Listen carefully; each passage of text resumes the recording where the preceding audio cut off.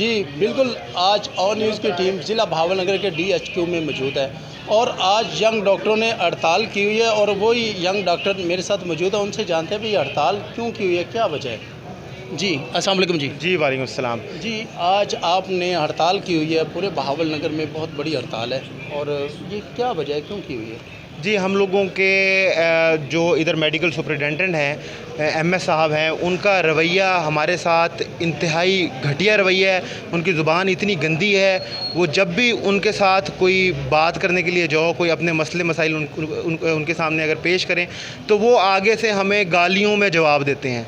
हमें मतलब सीधे मुंह जवाब, काम तो हमारे उन्होंने क्या करने हैं, गालियों में हमें जवाब मिलता है। हमारे 35 डॉक्टर्स की पे उन्होंने बग़ैर बताए बंद करवाई हुई है, जो कि अकाउंट ऑफिस में खुलवाने के लिए 6 महीने लगते हैं इधर डिस्ट्रिक्ट बहावलनगर में। ठीक है, वो हमारे साथ जब से आए हैं तब से ज़्यादतियाँ करते आए हैं। मैं एज ए सर्जन आपको ये बता रहा हूँ कि हमारे थिएटर में एक धागा भी नहीं है, मरीज़ से मंगवाया जाता है। इनसे पहले सारा कुछ अवेलेबल होता था, सारी दवाइयाँ अवेलेबल होती थी।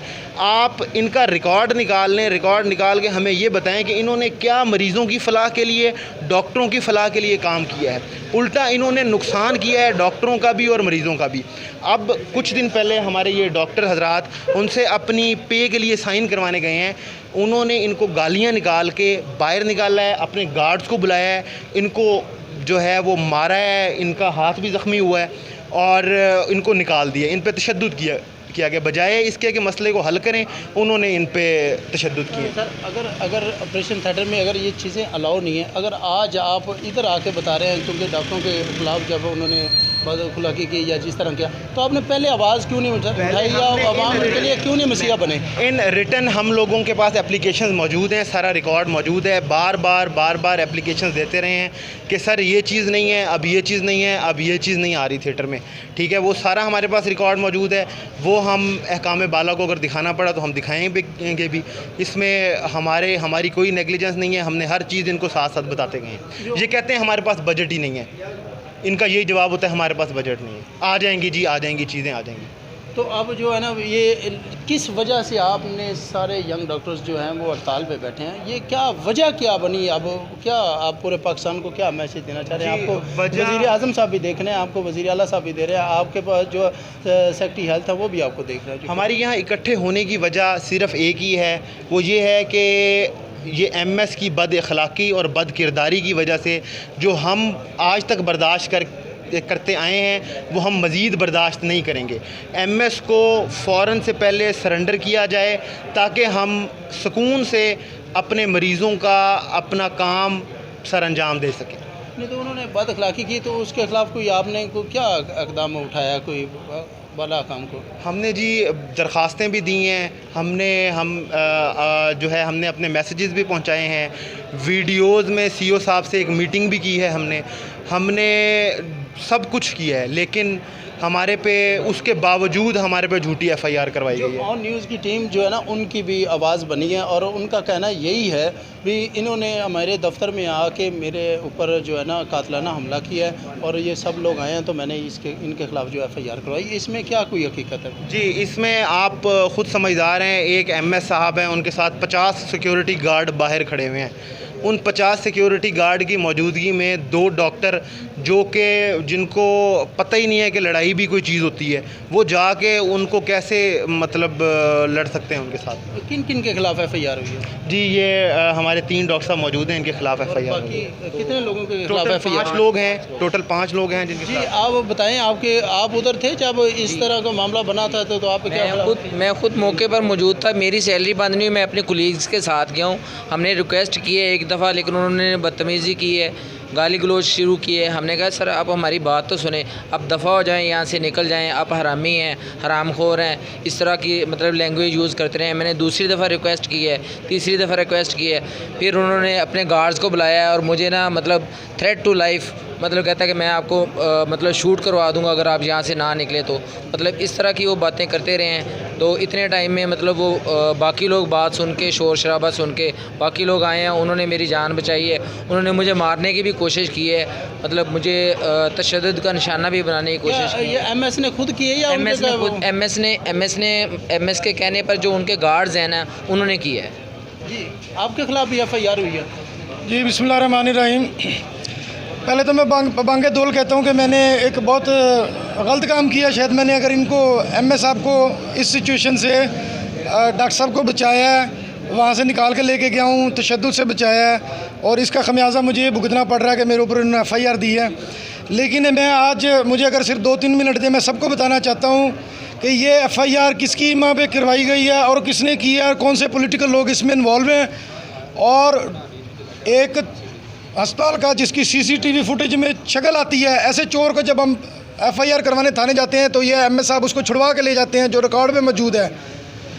पॉलिटिकल लोगों को से मैं आखिरी दफ़ा मैं उनको वार्निंग देता हूँ कि जुराइम पेशा लोगों की पुश्तपनाही छोड़ दें, वरना इधर हमने ढोल बजा के बताना है लोगों को, सारे अवाम को, हर बंदों को बताएंगे। जी, आप और न्यूज़ की टीम जो है ना, आपकी आवाज़ बनी है, तो आप भी बता सकते हैं, आप जो भी है बताएं। आप ढोल बजा के क्यों बजा रहे हैं? आपको पूरा पाकिस्तान देख रहा है, आप पूरे पाकिस्तान को बता सकते हैं क्या? सर, हम इधर ही बैठे हुए हैं। कल मैं डिटेल में इसके बारे में प्रेस कॉन्फ्रेंस करूँगा कि यहाँ पे जो हमारे अस्पताल की कोठियों पे कब्जे हुए हैं, उनके ख़िलाफ़ आवाज़ उठाने की पादाश में मेरे ऊपर झूठे पर्चे करवा रहे हैं। ये पॉलिटिकल इंतज़ामिया है। लेकिन ये इस बात को याद रखें कि हम यहाँ मरीज़ों की खिदमत करने आए हैं, झूठे पर्चे भुगतने नहीं आए।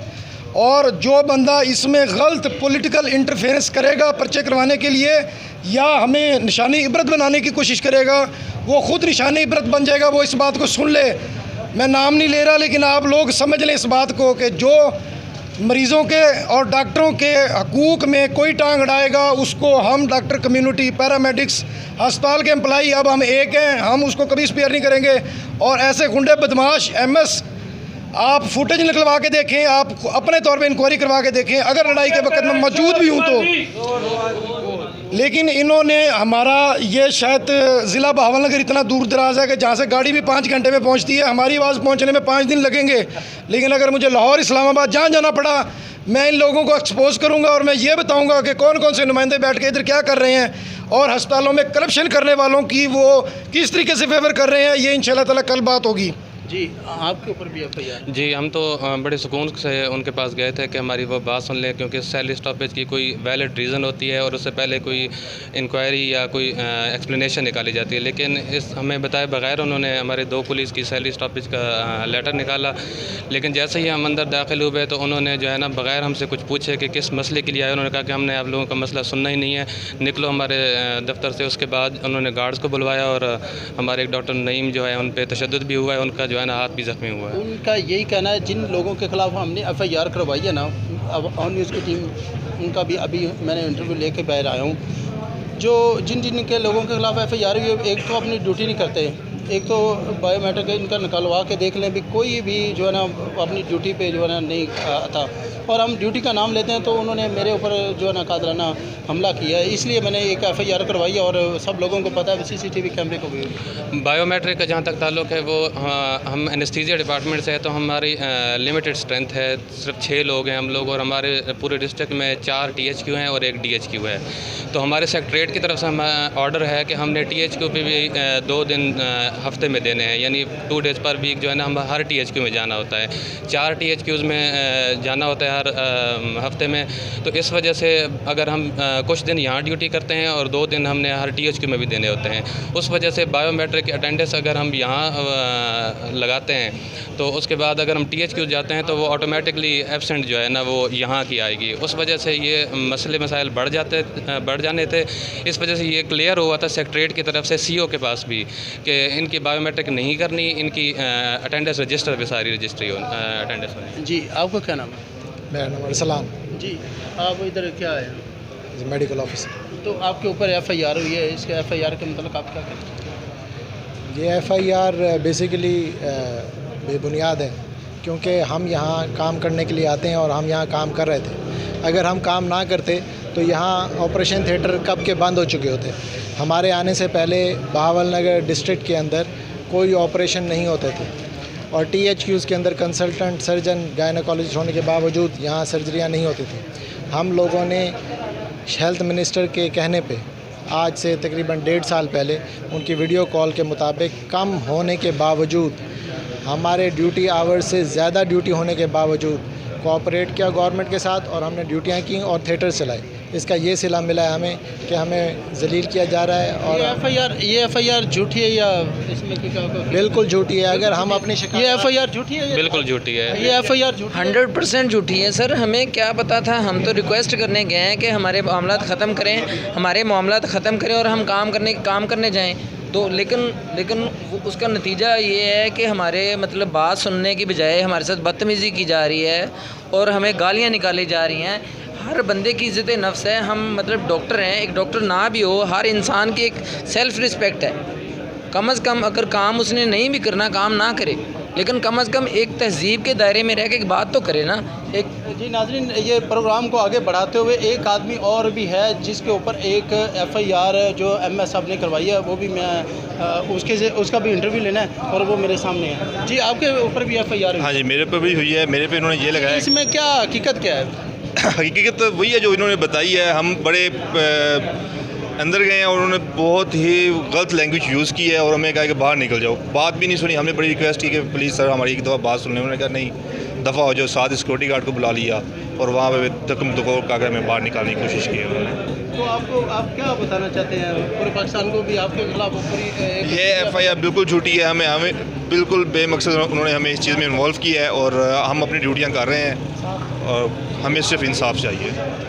जी नाज़रीन, ये थे जिनके यंग डॉक्टर जिनके ऊपर एक झूठी एफआईआर हुई है और वो उनका यही कहना है भी जब तक ये झूठी एफआईआर खारिज नहीं होगी, जब तक ये एमएस को यहाँ से निकाला नहीं जाएगा, हम तब तक अपना यहाँ जो है ना धरना भी रखेंगे और एहतजाज भी करेंगे। और वो यंग डॉक्टर ये मेरे सामने बिल्कुल मौजूद हैं और मेरा कैमरामैन आपको दिखा सके तो बस रोक।